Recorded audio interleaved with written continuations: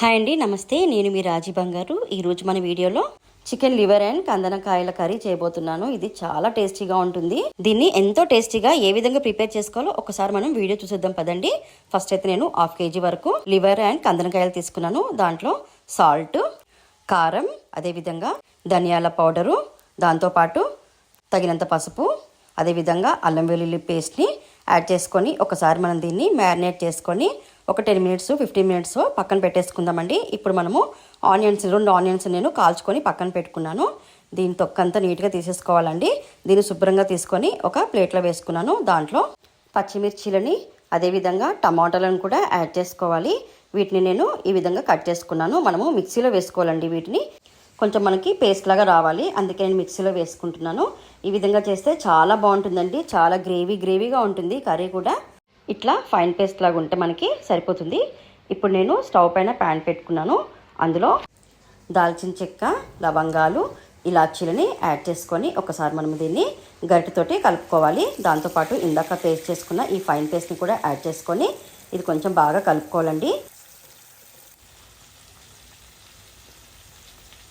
Salt సరిపోకపోతే కొంచెం salt చూసుకొని వేసుకోండి. అదేవిధంగా 1/2 స్పూన్ వరకు అల్లం వెల్లుల్లి పేస్ట్ కూడా వేసుకొని ఈ పచ్చి స్మెల్ మొత్తం పోయే వరకు మనము దీన్ని స్టవ్ పైన ఈ విధంగా ఫ్రై చేసుకుంటూ ఉండాలి.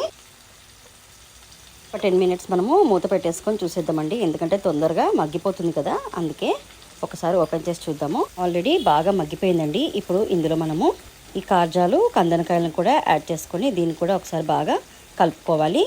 కాజాలు తొందరగా ఉడికిపోయి ఫ్రై అయిపోతాయి, కానీ కందనకాయలకి కొంచెం టైం పడుతుందండి. ఇవి బాగా మనకి ఆయిల్లో మగ్గితేనే ఇవి చాలా బాగా ఉడుకుతాయి.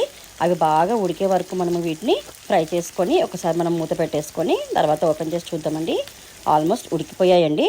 ఎక్కువ కలపకూడదండి. ఇందులో లైట్గా నేను వాటర్ యాడ్ చేసుకుంటున్నాను. ఒక గ్రేవీని బట్టి మీరు వాటర్ యాడ్ చేసుకోండి, ఎందుకంటే నేను చపాతీస్లోకి చేసుకుంటున్నాను, అందుకే ఈ విధంగా లైట్గా వాటర్ యాడ్ చేసుకుంటున్నాను.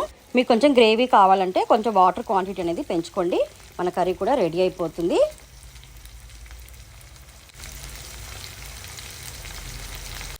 ఇందులో 1 స్పూన్ వరకు గరం మసాలాని యాడ్ చేసుకుంటున్నాను. దాంతోపాటు కొత్తిమీరని కూడా యాడ్ చేసుకోవాలండి. మన కర్రీ రెడీ అయిపోయింది. లాస్ట్ అండి ఇది. ఒక 5 minutes మనము స్టవ్ పైన పెట్టుకుంటే ఈ ఆయిల్ అనేది బాగా పైకి వచ్చేస్తుంది.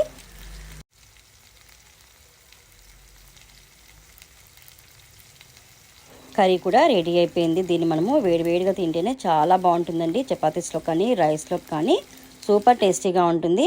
కంపల్సరీ దీన్ని మీరు ట్రై చేసి ఇది ఎలా ఉందో నాకు ఒక చిన్న కామెంట్ పెట్టండి. అదేవిధంగా నా ఛానల్ని సబ్స్క్రైబ్ చేసుకోండి, లైక్ కూడా చేయండి. బాయ్ అండి.